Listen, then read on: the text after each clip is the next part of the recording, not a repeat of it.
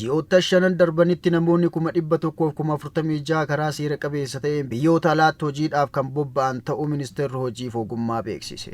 Ministeerri Deetaan Ministeera Hojii fi Ogummaa Obbo Nigisuu Xilahuun tajaajila oduu Itoophiyaaf akka ibsanitti kutaalee addunyaa lammiiwwan biyya keenyaa itti hojjechuu danda'an qorannoodhaan adda baasuu qopheessuu bobbaasuu irratti hojjetamaa jira jedhan.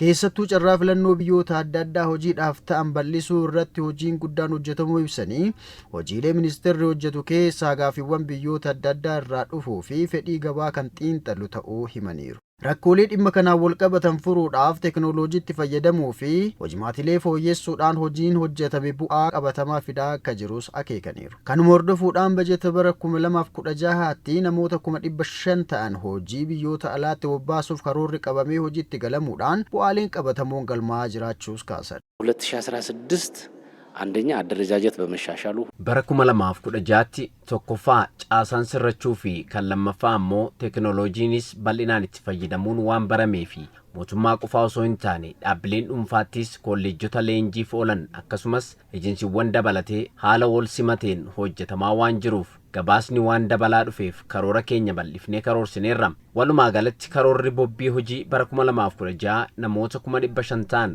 gara hojii biyyoota alaatti bobbaasuudha. Lammiilee hojii biyyoota alaatti bobbaasuudhaaf kan leenjisan kolleejota 77 qophaa'anii hojii kan jalqaban ta'uu eeranii kunis hojjettoonni ga'umsa akka horatan shoora guddaa kennaa jiraachuu dubbatan. Kana qofa osoo hin taane yaada bilchaataa dandeettiif muuxannoo akka horatanii fi walitti dhufeenya hojjechiiftota isaanii waliin qabaatan gaarii akka ta'us gargaarsa guddaa kennaa jiraachuu himan. Yeroo ammaa ogummaa hojii garaagaraa keessattuu kanneen akka fayyaa fi ijaarsaa namoonni qaban Itoophiyaa irraa gara biyyoota alaa bobba'aa jiraachuus ibsaniiru.